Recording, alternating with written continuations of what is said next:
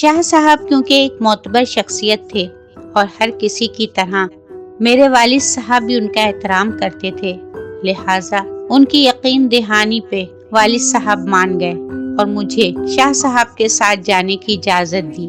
کہاں آپ میرے کہنے پہ تو جنگل جانے کی اجازت نہیں دے رہے تھے اور کہاں شاہ صاحب کے کہنے پہ سیدھا یوبامی کا سامنا کرنے کی اجازت دے دی۔ واہ ابا، آپ بھی کمال کرتے ہیں۔ یہ میرے دل کی آواز تھی جو لبوں تک پہنچ نہ پائی۔ شاہ صاحب نے مجھے ساتھ لیا اور اپنے حجرے کی طرف چل پڑے۔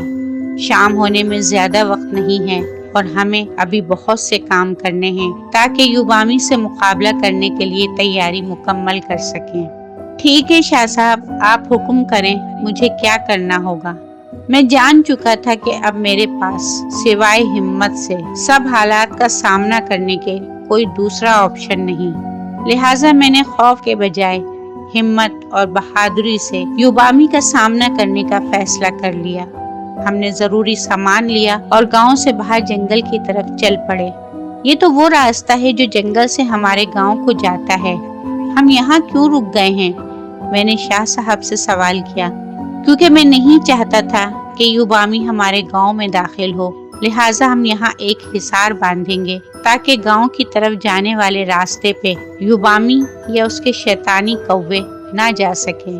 میں نے خوشی سے کہا، یہ تو بہت اچھی بات ہے، یعنی ہم گاؤں سے باہر ہی اس کا مقابلہ کریں گے اور گاؤں میں داخل ہونے سے پہلے ہی اس مصیبت سے چھٹکارا پا لیں گے۔ شام ہونے کو تھی۔ شاہ صاحب نے ایک سیدھی لکیر اس طرح کھینچی گویا راستے کے درمیان باڑ لگا رہے ہوں، اور اس سے تھوڑا آگے جنگل کی طرف ایک گول دائرہ لگایا اور کافور ملی راکھ سے اس دائرے کا حصار باندھا۔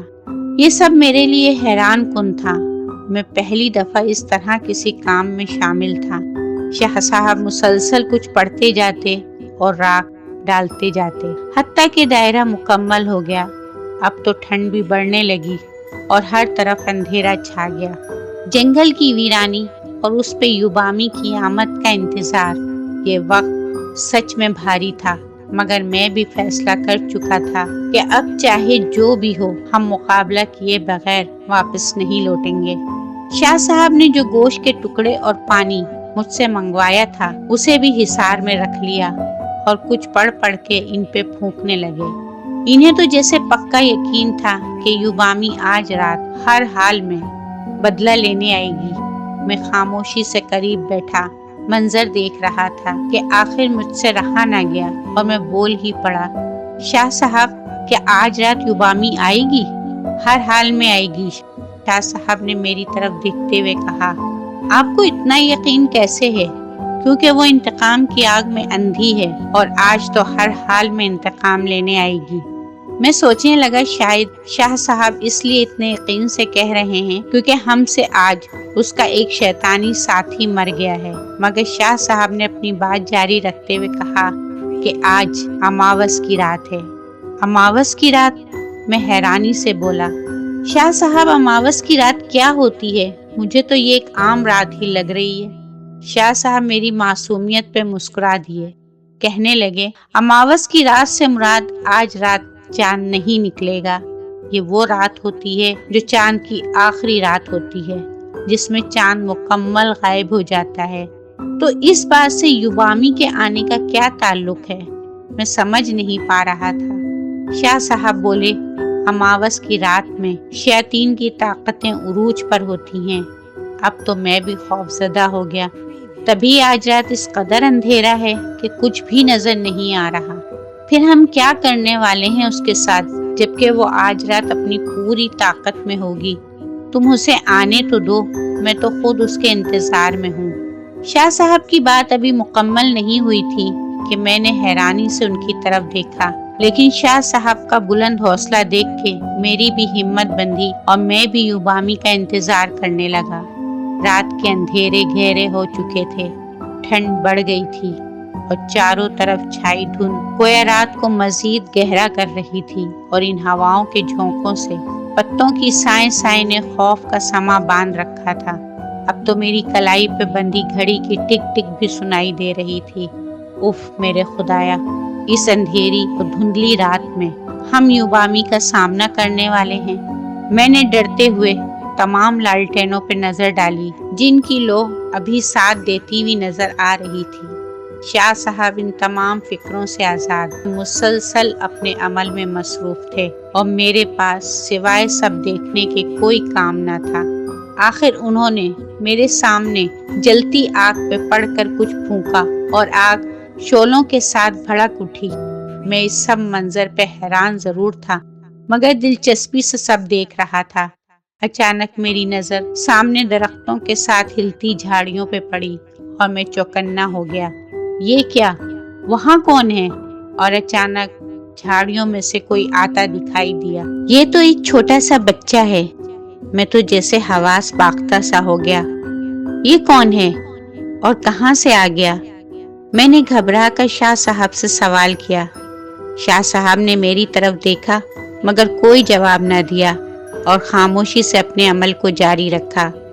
بچہ مسلسل ہماری طرف بڑھ رہا تھا۔ کیا یہ بھی ایک روح ہے اور کچھ نہیں؟ یا خدایا، میرا بھوت دیکھنے کا شوق مکمل طور پہ پورا ہو چکا تھا اور اس پہ مزید یہ سب کچھ۔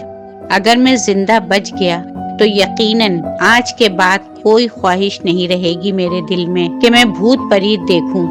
بچہ ہمارے بہت قریب آ چکا تھا مگر حصار سے اندر داخل نہ ہو سکا۔ میں جو گھبرا کے پہلے ہی اس کی طرف دیکھ رہا تھا مزید خوفزدہ ہو گیا۔ مگر یہ کیا؟ بچہ رونے لگا اور میری حیرت اب پریشانی میں بدل گئی۔ بچے نے روتے ہوئے کہا، میں اپنے باپ کے ساتھ یہاں لکڑیاں اکٹھی کرنے آیا تھا۔ اچانک شام ہو گئی اور میں گم ہو گیا۔ تب سے جنگل میں راستہ ڈھونڈ رہا تھا۔ آگ جلتی دیکھی تو ادھر کو آ گیا۔ یہ سب سن کر مجھے تو جیسے ترس آ گیا اور میں اس کی طرف بڑھنے ہی والا تھا کہ شاہ صاحب نے میرا ہاتھ پکڑ لیا۔ یہ ایک چال ہے۔ یہ کوئی بچہ نہیں بلکہ شیطان ہے جو ہمیں حصار سے باہر نکالنا چاہتا ہے۔ میں نے جو سامنے دیکھا تو بچہ غائب ہو چکا تھا۔ شاہ صاحب نے سختی سے منع کیا کہ اب کچھ بھی دیکھو مگر حصار سے باہر نہیں نکلنا، اور وہ پھر سے عمل میں مصروف ہو گئے۔ وقت تو جیسے تھم ہی چکا تھا۔ میں نے کلائی پہ جو نظر ڈالی تو گھڑی کی سوئیاں رات کے 10 بجا رہی تھی۔ ابھی صرف 10 بجے ہیں۔ ابھی رات کا تیسرا پہر آنے میں بہت وقت باقی ہے۔ پتہ نہیں اور کب تک چلنے والا ہے یہ سب کچھ۔ اب کی بار جو نظر پڑی تو منظر عجیب تھا۔ ایک کتا جو کہ تیزی سے دوڑتا ہوا میری طرف آ رہا تھا۔ میری تو چیخ ہی نکل گئی۔ کتے سے زیادہ ڈر اس بات پہ لگا کہ کتے نے جہاں سے بھاگنا شروع کیا تھا اس کی پچھلی ٹانگیں وہیں تھیں، اور وہ جتنا بھاگتا جا رہا تھا اس کا دھڑ اتنا ہی لمبا ہوتا جا رہا تھا۔ شاہ صاحب نے میری طرف دیکھا اور ہاتھ سے مطمئن رہنے کا اشارہ کیا۔ وہ بھی حصار تک تو آیا مگر اندر داخل نہ ہوا۔ کبھی بلی، کبھی چمگادڑ تو کبھی سانپ، روپ بدل بدل کے شیطان نے ہر طرح سے مجبور کیا کہ کسی بھی طرح ہم حصار سے باہر نکل آئیں۔ مگر جب اس نے دیکھا کہ بات نہیں بن رہی تو اپنی اصلی شکل میں سامنے آ گیا۔ اس کا بھیانک چہرہ دیکھ کر خوف تو محسوس ہوا مگر میں جانتا تھا کہ جب تک میں حصار میں ہوں یہ میرا کچھ بھی نہیں بگاڑ پائے گا۔ اب تو میں بھی بہادر ہو چکا تھا۔ پھر شاہ صاحب نے اس کی طرف دیکھا اور مخاطب ہوئے، کیوں تنگ کر رہے ہو؟ ہمارا تم سے کچھ لینا دینا نہیں ہے، تو پھر یہ چلہ کیسا؟ اس کی آواز تو جیسے رات کے سناٹے کو چیر رہی تھی۔ ہمارے کوئی اپنے مقاصد ہیں، تم سے مطلب نہیں۔